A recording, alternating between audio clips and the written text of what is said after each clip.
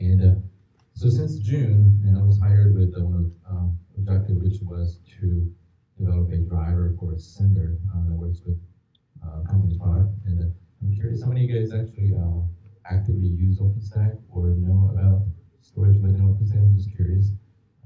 Anybody in storage business per se, or industry, or any other virtualized computing? I'm just curious. Awesome. So for those who are familiar with OpenStack and storage, bear with me at the beginning part, but hopefully we'll get to the interesting part a little later. Anyways, the product that I'm showcasing that works with OpenStack is called the LINSTOR, and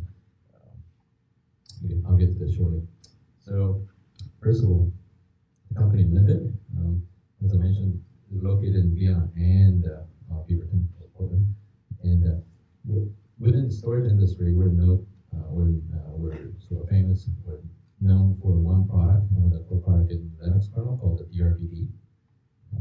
Used to, or NOA stands for Distributed Replicated Block Device, but we just call it DRBD now. And it is a protocol that allows a data replication at the kernel level in Linux operating system. And and it's completely open source. And we build products around it. The two of the founders from Vienna, Austria, originally founded and developed the DRBD, and then went from there. So now we have offices in Vienna and Beaverton, and we're a pretty small company, about 30-some people, and we do most of our work in open source development, and we also have partners in Japan and Argentina. So we're going to talk about some basic building blocks of storage, and then how that eventually relates to the product that the Limited is building, and then how that works with OpenStack, and then beyond is sort of my game plan for today. So first we'll visit some of the Linux items or Linux technology that's already available that deals with storage. Bear with me if you sort of are into all of this already, but we'll briefly visit the technology now. Body management at logical level, RAID, the concept of iSCSI and things like that real quick. So first of all, one of the things that our product, the company's product, does, what we're trying to do is software-defined storage. And this is one of the first building blocks or puzzle piece of that. And logical volume management with logical volume manager in Linux is about aggregating your physical storage devices, whether they are spinning hard drives or solid-state drives, whatever it may be, pull them and group them into a logical volume group. But once you do that, then the software-defined storage portion would allow you to sort of carve out and divide those storages however the user wants in relatively flexible and easy manner. So Albion allows you to do that.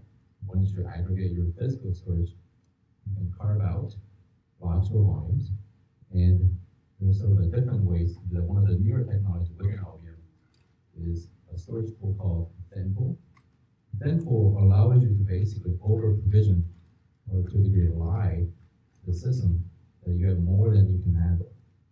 But the flip side of that perspective is that you can provision a thin pool of, let's say, a gigabyte of space, and if you're only occupying 10 megabytes of storage in reality, then you're actually only going to occupy 10 megabytes of data in the physical space as well. So in a way, it's a way to be economical about your storage capacity. And ThinPool within Albion allows you to do that. The next building block of Linux storage, or outside of Linux too, is RAID, redundant array of inexpensive or independent disks. So there are different types of RAID, but I'm briefly going to go over RAID 1, which is mirroring or disk mirroring. So disk mirroring is when you have two disks grouped together as a RAID, and then the same data goes to both of the disks. And so then both disks will have duplicate data, and hence it's mirrored. The reason I go over that is because this is one of the building blocks of technology that we do use in a second. So So then once you have LVM, RAID, now we have one more that we use a lot is the idea of storage over network. So SCSI used to be one of the premier storage technology for local storage, came up with, and then was developed into iSCSI, where you have a SCSI target that has storage stored remotely over network. But then with iSCSI, you could retrieve those remote data relatively quick, but also over distance with network. So then you were no longer bound by, let's say, a foot of iSCSI cable or SCSI cable. So you could store data over distance. And now the reason why I talk about all of these is because our technology with the LINSTOR core technology called the DRBD will use all of these together. So you guys okay so far? Hopefully that was too slow for you guys. But now we get to a little bit interesting stuff. So LINSTOR was founded with this primary technology in mind, which is DRBD. DRBD has been in the Linux kernel for a while, and it uses all this technology that I just mentioned, the LVM, RAID, and iSCSI, or the concept of a distant or network storage. So once you put it all together, it looks a little messy, but in short, it's as if you have replicated storage over distance that's managed by a kernel module in Linux. So what this picture really depicts is, if you look at the left hexagon, that would represent a local computer with local storage inside. With DRBD, you can then configure a remote storage node, and that storage node would have replicated, in a way, duplicate data as your local storage. And the starting point of DRBD is that it does in the kernel space with very little overhead in terms of CPU and I/O loss. And that's sort of our selling point of the DRBD. And that's what DRBD does. So then, with all those Linux technologies that we just reviewed, that talks about software-defined storage, we also get what we also call high availability of data. In a way, you could have redundant array of disks, or the data that you can lose a part, but you still have the whole, it's not in the backup. So that's the DRBD protocol in a nutshell. And we call, within DRBD, hence LINSTOR, we call the local consumer of the data as primary, and then any replicated data, or the nodes that hold replicated data as a secondary node. And that's just our term. But then the cool thing with DRBD is that it allows you to have more than one replica, or more than one duplicated set. So in this diagram, you have 3 replica nodes, or cluster, if you will, where 2 nodes hold your copies of your data as the primary node. The number of replicas is definable within DRBD, and the communication that does happen in the background could be configured to be either synchronous or asynchronous. And that all depends and is configurable based on your need and network requirements and so on. One other thing that DRBD, the latest version of DRBD, which is 9, supports, is intentional or configurable mode to be diskless. So diskless is slightly a misnomer, but it's what we call it. So if you have a cluster of storage, with DRBD, you could configure a node to not provision a storage any longer. You could intentionally have a node that has no storage per se. And what that could allow you to do is it could help you in case of physical disk failure, as much as you can use that in turn in sequence to move your data from one disk or one node of storage to another. So it could help you to do what we call migration of data. So in essence, it allows you to manage your data at the specific node level in your cluster. So that's one other thing that DRBD offers. And another thing, I'll show you this in an illustration a little later, but just be sure. While you could have a volume that's replicated, with DRBD, you can manage multiple volumes that are independently replicated.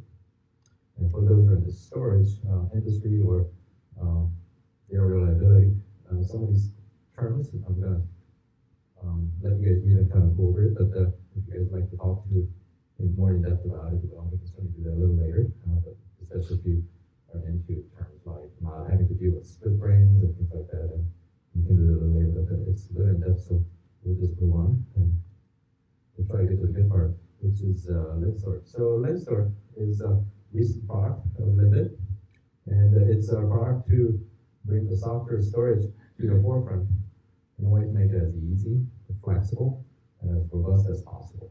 So I'll tell you what that means in a second. And so since I got hired in June, this has been my life, about 90% of my time. So it got accepted to OpenStack like 10 days ago. So that was exciting for me.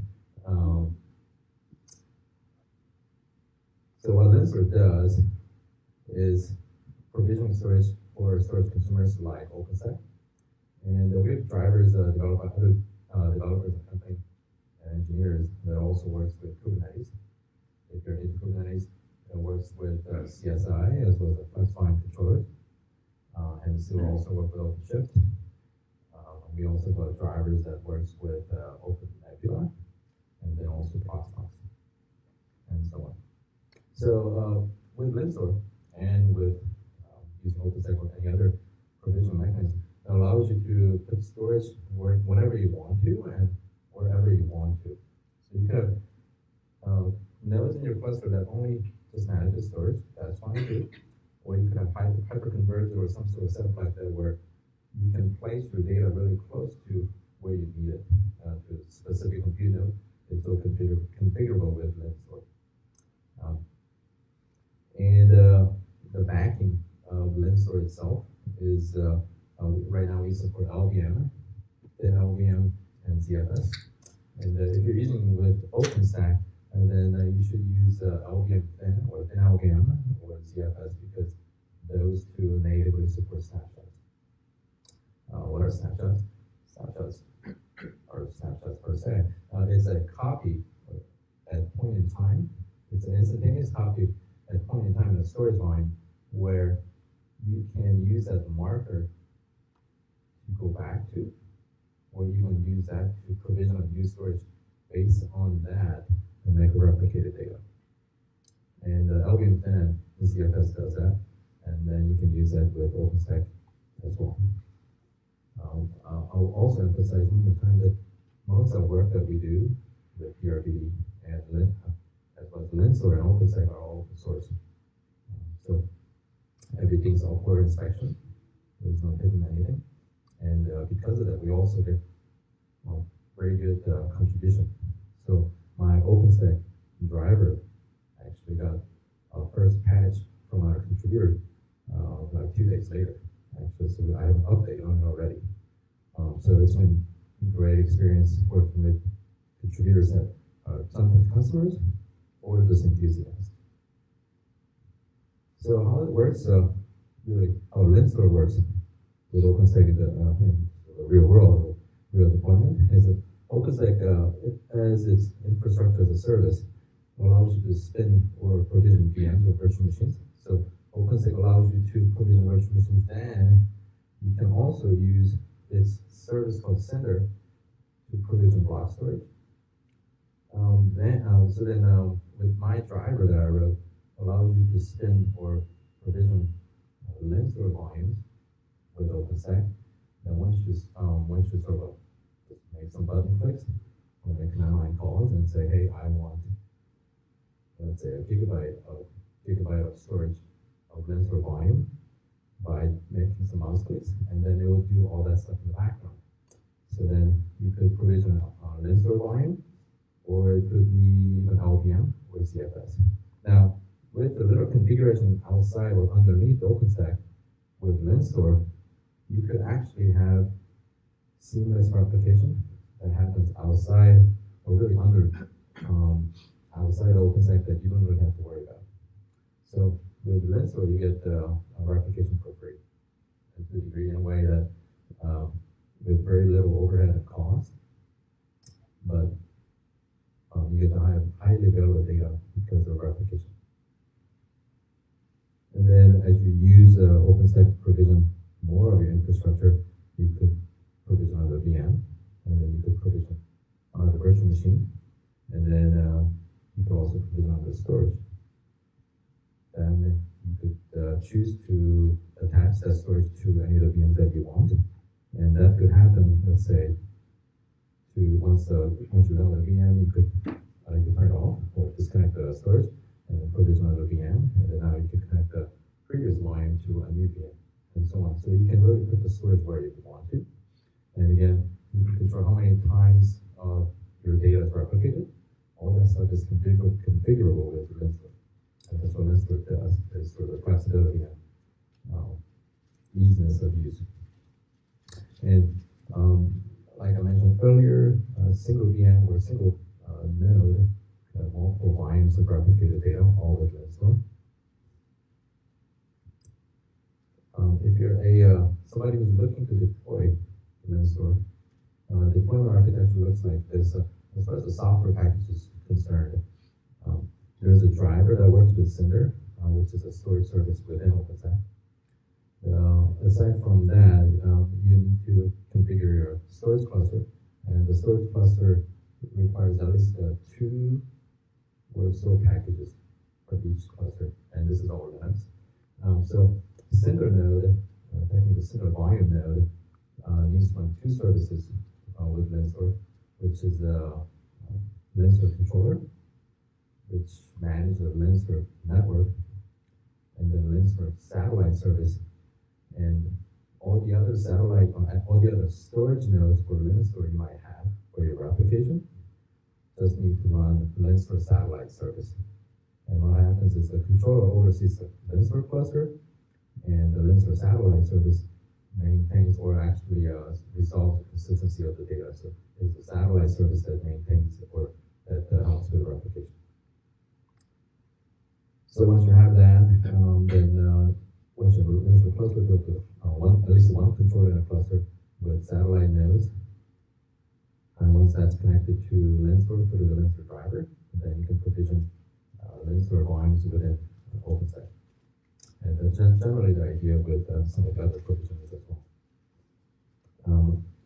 Aside from using Cinder to provision storage for LINSTOR, you also, in our LINSTOR package, you also have a LINSTOR command line interface.